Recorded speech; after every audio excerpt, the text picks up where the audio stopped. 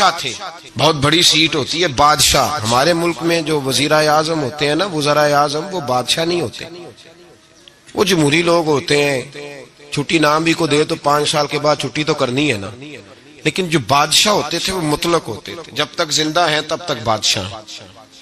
حضرت ابراہیم ابن ادھم بادشاہ تھے، گھر میں سوئے ہوئے تھے.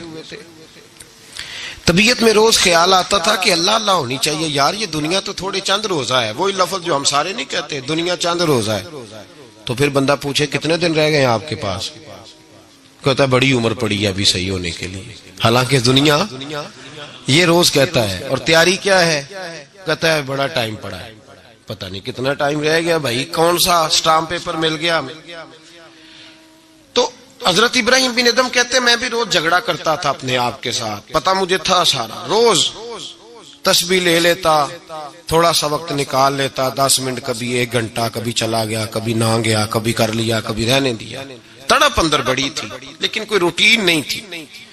تو عادتیں بھی ساری وہی تھی، کھانا مرضی کا، سونا مرضی کا، پہننا مرضی کا، آنا جانا اپنی طبیعت کا، کوئی پابندی نہیں. ایک دن میں اپنے خوابگاہ میں، بادشاہوں کے جو محل ہوتے تھے نا، ان کے اندر جو خوابگاہ ہوتی تھی وہ اتنی عجیب ہوتی تھی کہ دور دور تک کسی آدمی کو پیدل چلنے کی بھی اجازت نہیں ہوتی تھی کہ بادشاہ کی نیند خراب نہ ہو. پیدل بھی کوئی نہیں چل سکتا. حضرت ابراہیم ابن ادھم فرماتے میں اپنی خوابگاہ میں بیڈ پہ لیٹا ہوا تھا، چھت پر کسی کے چلنے کی آواز آئی. یہ سیمٹ کے چھت تو اب آئے نا، پہلے سارے چھت وہی ہوتے تھے جن پہ بالے پڑے ہوتے تھے. تو کہتے ہیں کسی کے چلنے کی آواز آئی تو میں نے زور سے آواز دے کے کہا، میں نے کہا کون ہے چھت پہ؟ طاقت ہی نہیں کسی کی چھت پہ کوئی آئے. میں لیٹا تھا اور سوچ رہا تھا اللہ اللہ کرنی چاہیے. کون ہے چھت پہ؟ تو کہتے ہیں اوپر سے ایک شخص بولا، کہنے لگا ابراہیم میرا اونٹ گم ہو گیا، اونٹ تلاش کر رہا ہوں، اونٹ گم ہو گیا. تو حضرت ابراہیم ابن ادھم فرمانے لگے تو بڑا بیوقوف ہے، اونٹ کا چھت پہ کیا کام، چھت پہ اونٹ کا کیا کام؟ تو کہتے ہیں وہ بندہ اوپر سے بولا، کہنے لگا ابراہیم میں نہیں بیوقوف، بیوقوف تو ہے. اگر چھت پہ اونٹ نہیں ملتا تو نرم نرم بستر پہ خدا بھی کوئی نہیں ملتا. یہ تو جہاں تو تلاش کر رہا ہے نا کہ ادھر ہی آ جائے گا تو بات بن جائے گی، یہاں بھی کوئی نہیں ملتا. اٹھ، کوئی پابندی کر، کوئی اللہ اللہ کر.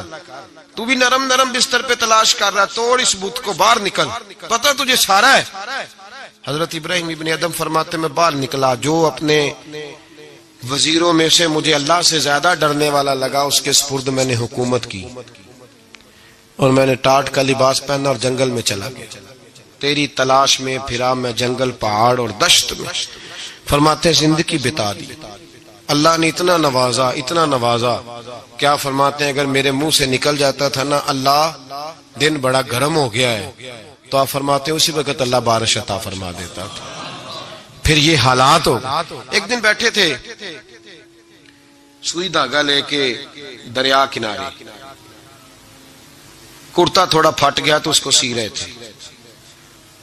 پرانے زمانے کا جو وزیر تھا وہ گھوڑے سے قریب سے گزرا تو کرتا سیتے دیکھا حضرت ابراہیم ابن ادھم رحمت اللہ علیہ کو.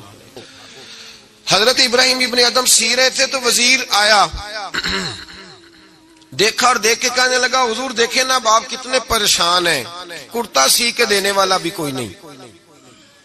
کتنی اچھی بادشاہی تھی، آپ اشارہ کرتے تھے ہزاروں کرتے آ جاتے.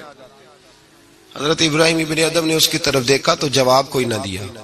دریا کنارے بیٹھے تھے تو وہ سوئی ہاتھ میں تھی، وہ دریا میں ڈال دی اور کہنے لگے او دریا کی مچھلیوں ذرا میری سوئی تو واپس کرو.